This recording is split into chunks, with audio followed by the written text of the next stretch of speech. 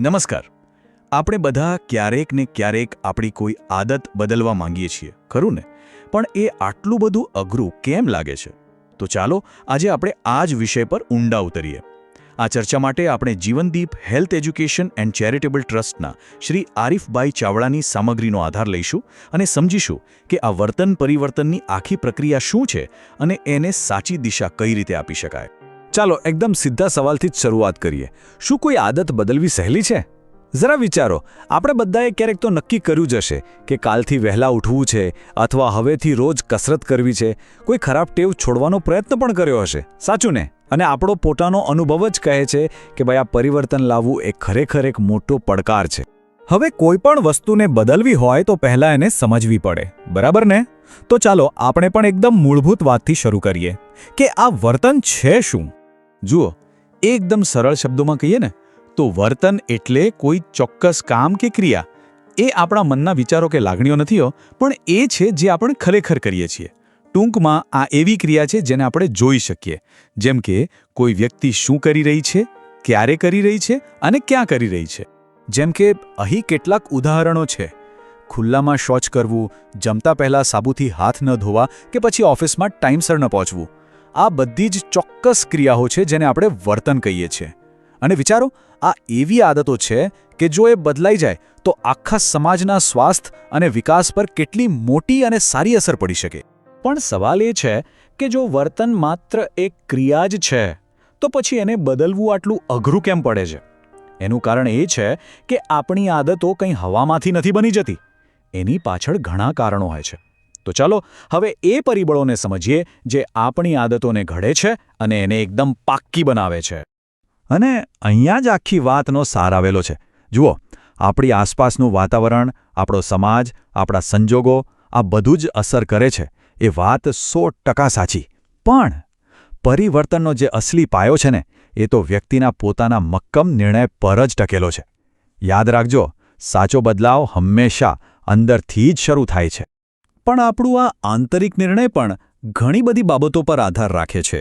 જેમ કે આપણા પોતાના આદર્શો શું છે, આપણી માન્યતાઓ કેવી છે, આપણા જીવનમાં કોણ મહત્વનું છે, પરિવાર, મિત્રો, શિક્ષકો, આપણી પાસે પૈસા, સમય જેવા સંસાધનો કેટલા છે અને આપણી સંસ્કૃતિ આપણને શું શીખવે છે. આ બધું ભેગું થઈને આપણું વર્તન નક્કી કરે છે. એટલે આદત બદલવી એ ખાલી મન મક્કમ કરવાની વાત નથી, પણ આ બધા પરિબળોના જાળાને સમજવાની અને તેમાંથી રસ્તો કાઢવાની વાત છે. તો સવાલ એ થાય કે આટલી જટિલ પ્રક્રિયાને કોઈ વ્યવસ્થિત રસ્તો કેવી રીતે બતાવી શકાય? બસ અહીં જ વર્તન પરિવર્તન સંચાર એટલે કે BCC પિક્ચરમાં આવે છે. એમ સમજો કે આ પરિવર્તન લાવવા માટેનું એક બહુ જ શક્તિશાળી સાધન છે. હવે BCC એટલે ખાલી માહિતી આપી દેવી એટલું જ નથી. આ કોઈ ભાષણ નથી. આ વ્યાખ્યા બરાબર સમજવા જેવી છે. આ એક આયોજનબદ્ધ એટલે કે પ્લાનિંગ સાથે થતી પ્રક્રિયા છે. અને એનો હેતુ માત્ર કોઈનું વર્તન બદલવાનો નથી, પણ એ જોવાનો છે કે જે સારો બદલાવ આવ્યો છે એ લાંબા સમય સુધી ટકી રહે. ચાલો BCCના સારને 3 સરળ મુદ્દામાં સમજીએ.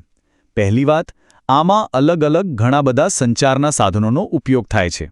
બીજી વાત, આનો મુખ્ય ધ્યેય એવો બદલાવ લાવવાનો છે જે ટકી રહે, એટલે કે ટકાઉ હોય. અને ત્રીજી અને સૌથી મહત્વની વાત, આ એક બેતરફી પ્રક્રિયા છે, એક સંવાદ છે, કોઈ એક તરફથી અપાતો ઉપદેશ નથી. તો આ BCCના મુખ્ય હેતુઓ શું છે? એમ કહી શકાય કે આ લોકોને સશક્ત બનાવવાની એક સફર છે. પહેલું પગલું છે લોકોને તેમના વર્તનના જોખમો વિશે જાગૃત કરવા. પછી બીજું પગલું, એ જોખમો ઘટાડવા માટે જરૂરી જ્ઞાન અને આવડત આપવી. ત્રીજું, બદલાવ લાવવા માટેના રસ્તાઓ અને સાધનો બતાવવા. અને છેલ્લે, એ જે નવું અને સારું વર્તન છે તેને અપનાવીને ટકાવી રાખવા માટે સતત પ્રોત્સાહન આપતા રહેવું. અને હવે આપણે આખી ચર્ચાના સૌથી મહત્વના ભાગ પર આવી રહ્યા છીએ. કોઈ વ્યક્તિ કે આખો સમાજ સમસ્યાથી બિલકુલ અજાણ હોવાથી લઈને કોઈ નવી સારી આદતને પોતાના જીવનનો હિસ્સો બનાવી લે, આખી સફર કેવી હોય છે? ચાલો આ સફરના દરેક તબક્કાને બારીકાઈથી સમજીએ. આ આખો રસ્તો એકદમ તાર્કિક છે. જુઓ, શરૂઆતમાં વ્યક્તિને સમસ્યા વિશે કંઈ ખબર જ નથી હોતી. પછી ધીમે ધીમે જાગૃતિ આવે છે. આ જાગૃતિ મનમાં બદલાવ લાવવાની એક ઈચ્છા જગાવે છે. એ પછી વ્યક્તિએ એના વિશે વધુ જાણકારી અને કૌશલ્ય મેળવે છે. પછી એ નવા વર્તનને અજમાવી જુએ છે. અને જો અનુભવ સારો રહે તો બસ એ જ ક્રિયા વારંવાર પુનરાવર્તિત થાય છે જ્યાં સુધી એ એક પાકી આદત ન બની જાય.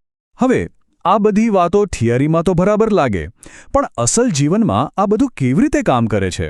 ચાલો હવે આપણે કેટલાક વાસ્તવિક ઉદાહરણો જોઈએ અને સમજીએ કે આ તબક્કાઓ વ્યવહારમાં કેવા દેખાય છે.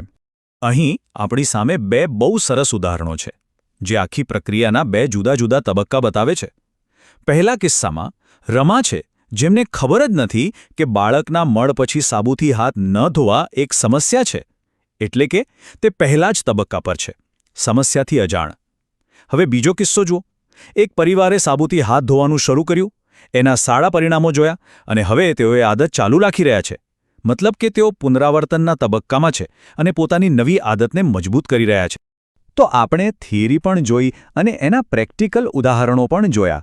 પણ આખરે આ બધી વાતનો સાર શું? એક વ્યવસ્થિત અને આયોજનબદ્ધ સંચાર આટલો બધો જરૂરી કેમ છે? ચાલો હવે એની અસરને સમજીને આપણી આ ચર્ચાને પૂરી કરીએ. આ વાક્ય ખરેખર ખૂબ જ દમદાર છે. જે સંચાર કરતા છે, દાખલા તરીકે આપણા આંગણવાડી કાર્યકર, તે આ આખી પરિવર્તનની સફરમાં એક ગાઈડ જેવું કામ કરે છે. જો સાચા સમયે સાચો સંદેશ પહોંચાડવામાં આવે તો સફળતા મળી શકે છે. પણ જો સંદેશ ખોટો હોય અથવા તો સંદેશ જ ન હોય તો આખી મહેનત પર પાણી ફરી વળે છે. અને જ્યારે આ કામ સારી રીતે અને સાચી રીતે થાય છે ત્યારે એના ફાયદા ગજબના હોય છે. વાત ખાલી કોઈ એક વ્યક્તિની એક આદત બદલવા પૂરતી નથી રહેતી. એનાથી આખા સમાજનું જ્ઞાન અને કૌશલ્ય વધે છે. પરિવર્તન માટે એક પોઝિટિવ વાતાવરણ ઊભું થાય છે. લોકો અને આરોગ્ય કાર્યકરો વચ્ચે વિશ્વાસ વધે છે અને સમાજમાં ફેલાયેલી ખોટી માહિતી અને ભેદભાવ પણ દૂર થાય છે. તો આજની આપણી આખી ચર્ચાનો સાર એટલો જ છે કે પરિવર્તન એ કોઈ એક જ જાદુઈ ઘટના નથી, પણ એક લાંબી, ધીરજ માંગી લેતી પ્રક્રિયા છે. અને આ પ્રક્રિયાને આગળ ધપાવનારું એન્જિન છે સંચાર. અને આ જ વાત આપણને એક અંતિમ અને ખૂબ જ મહત્વના સવાલ પર લાવીને ઊભી રાખે છે કે આપણા પોતાના સમાજના સ્વાસ્થ્યને વધુ સારું બનાવવા માટે એવી કઈ એક આદત છે જેની શરૂઆત આપણે સૌ સાથે મળીને કરી શકીએ.